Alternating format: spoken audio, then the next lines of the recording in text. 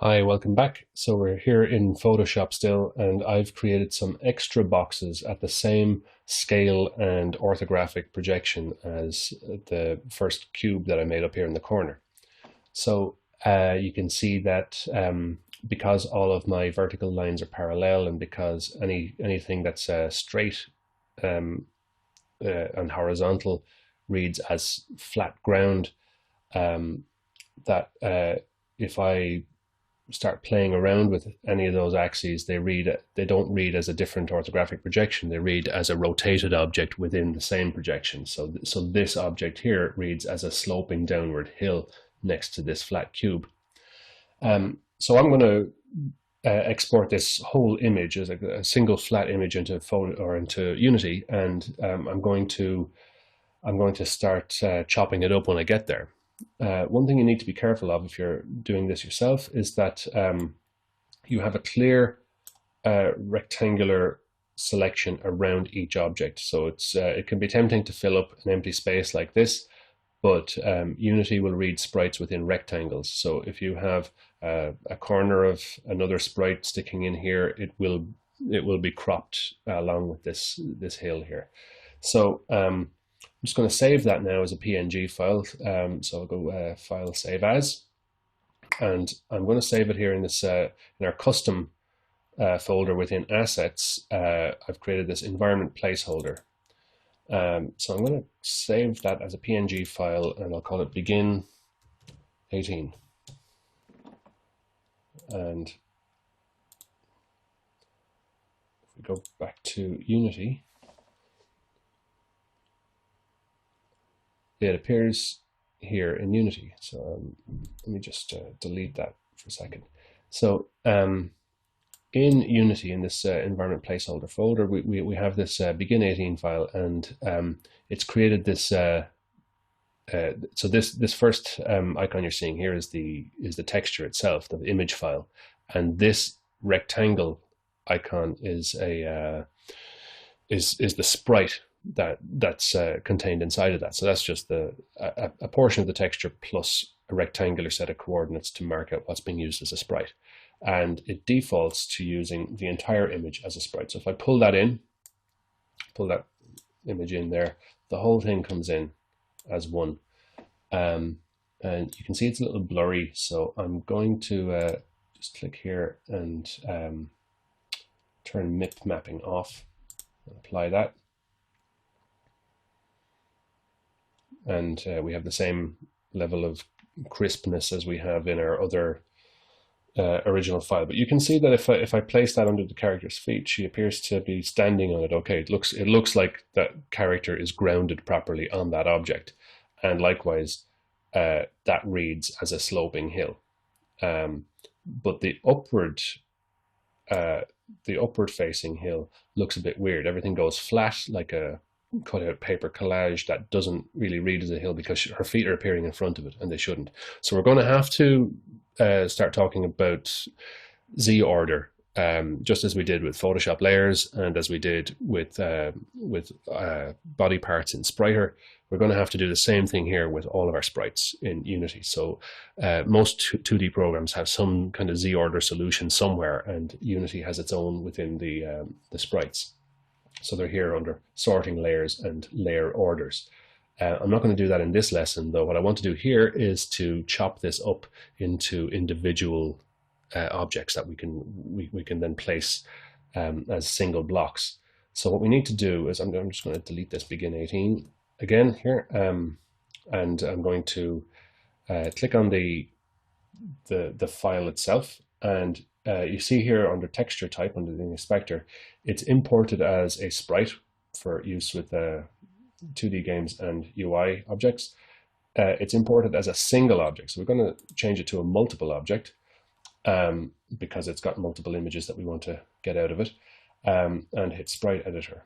Okay, so if I change it to multiple, it'll give me this, and I'll say let's apply that multiple sprite setting to it and go into the sprite editor. So what you can do in here is just draw rectangles to slice up your image.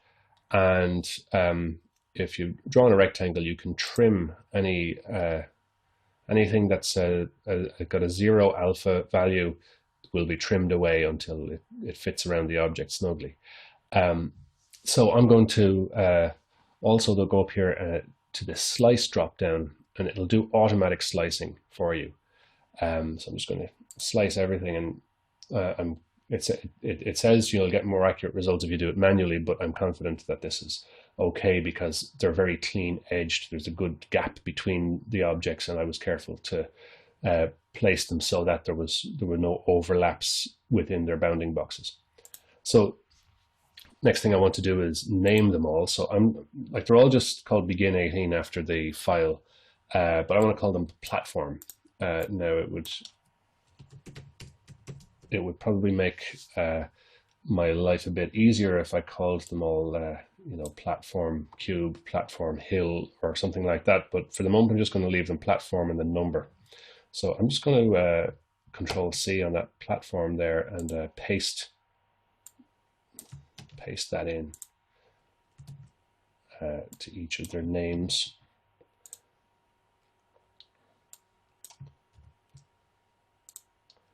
And just using the middle mouse to navigate around this window as well. And the next thing I need to do is to change their pivots, right? So as with choosing a scale and choosing an orientation for your point of view, your projection, I'm going to also say it's good to choose a consistent rule for placing the objects, finding them. So I'm going to say that each of these is the nearest leftmost corner of the top surface of each cube, right? So I'm going to try and find that point as best I can on each of these. And you can grab this circle here. That's the pivot. So we had done this sort of thing in a slightly different way, but we had done it in Spriter as well. So just for each of these, I'm going around and manually setting the pivot to be there.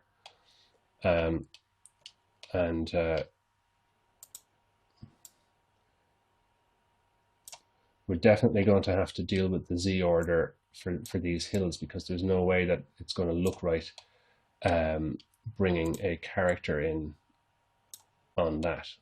So yeah, she'll always appear in front of it. Now you can kind of manually, or you can set these to have like straightforward 9 slice settings for the pivot, but since we're not always in the center or at the side of any of these, I'm just going to do them manually like this. And then hit apply. So now it'll populate this begin 18 with, we'll just close this with all of our individual sprites. Let's just zoom our view here in our project window where we can see these. So what I can do now is zoom in here and just pull out some of these, and there we go. So that seems to fit underneath our character, and so does that. So we're starting to build up what appears to be a 3-dimensional structure here, but it's not. It's obviously a made out of 2D objects, but it works pretty well like this.